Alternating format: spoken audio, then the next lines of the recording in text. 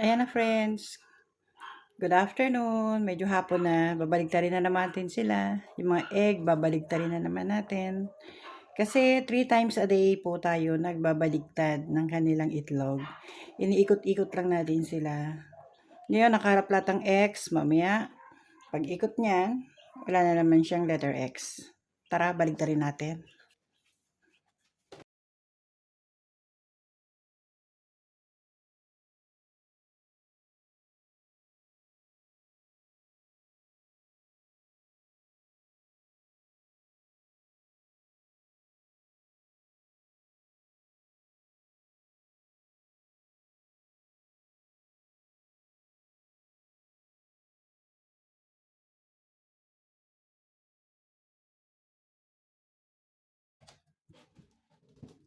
Tapan na natin. Kasi mami, mag-reduce na siya ng init. Ayan. Puntahan naman natin yung kabila. Dito naman tayo sa kabila, friends.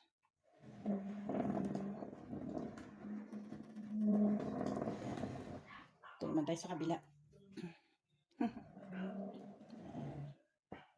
Yan naman ang babaligtarin natin.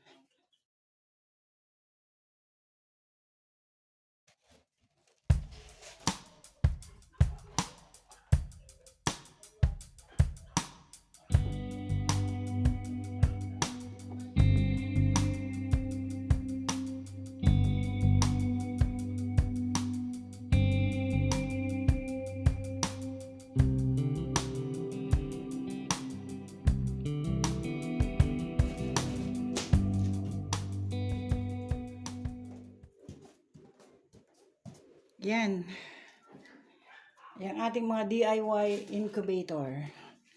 Yan yung ating mga nagawa na dahil hindi pa naman tayo po expert, kaya kailangan muna natin magtipid. Saka na tayo bibili pag tayo marami nang nagawang inahin. Sisiw pa lang inahin na. Pero dun sa mga napisa namin, parang 6 sila, 5 ang inahin. Isa lang ang tandang. Ayan. Astralorp and Red Rhode Island chicken. Yan. Mga heritage nila, mga organic po mga eggs nila. 2,000 years later.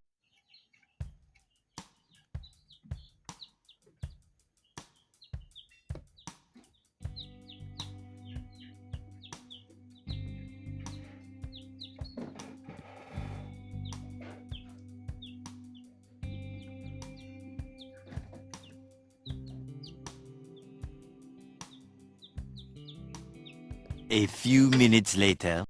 Ito na mga friends, kukunin na natin sila. Kunin natin itong mga bagong pisa na kaninang umaga lang, madaling araw natin nakitang namisa. Kukunin na natin silang isa-isa, ililipat natin sila dito sa kanilang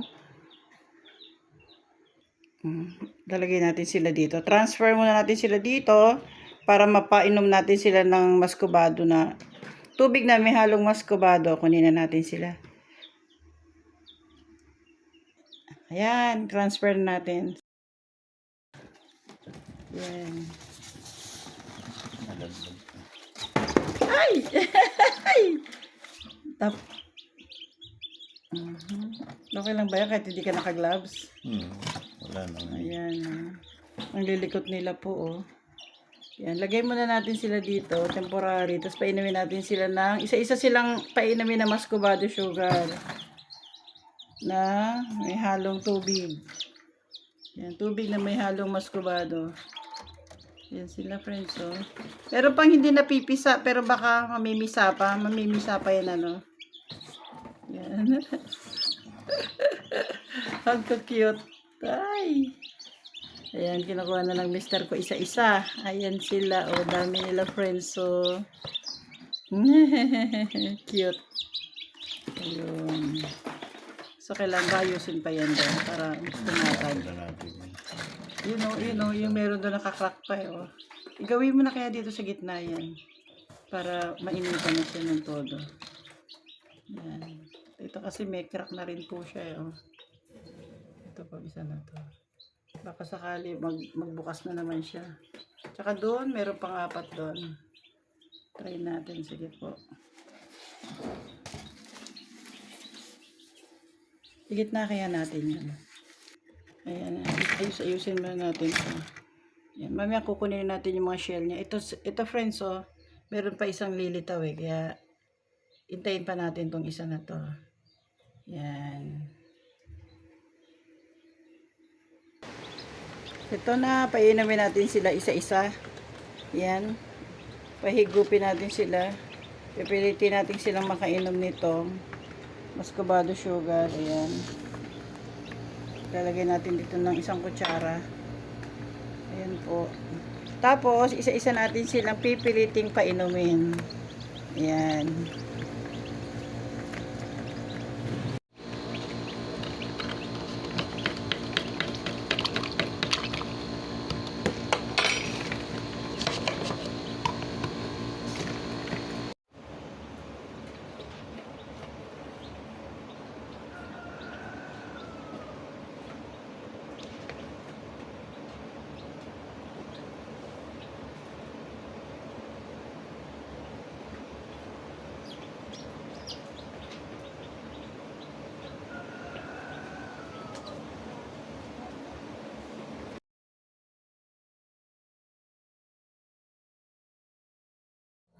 Hindi ko na po nakunan na lahat sila pinainom ng tubig na may halong muscovado sugar. Hindi ko na po nakunan kasi nasira po yung aking cellphone. Nakalimutan ko pong i-on. Pero lahat po sila, napainom sila isa-isa ng tubig na may halong muscovado sugar.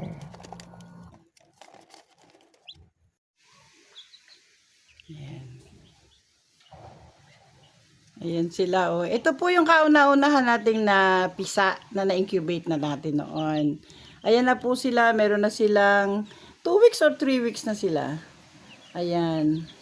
4 po ang na-produce dito dahil 3 babae at 1 lang ang lalaki. Ganyan din po yan. Mixed breed din po sila. Awa ng Diyos, ayan, ang liliksin naman nila, diba po? Ayan sila, friends.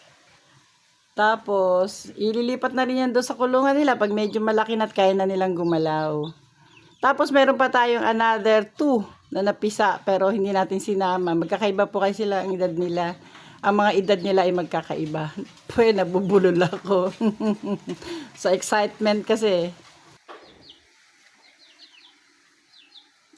Andito naman friends, yung humabol na dalawang na-incubate ng asawa ko na bigla rin naman na lumitaw. Ito sila, 2 lang po yung na-produce natin. Ayan.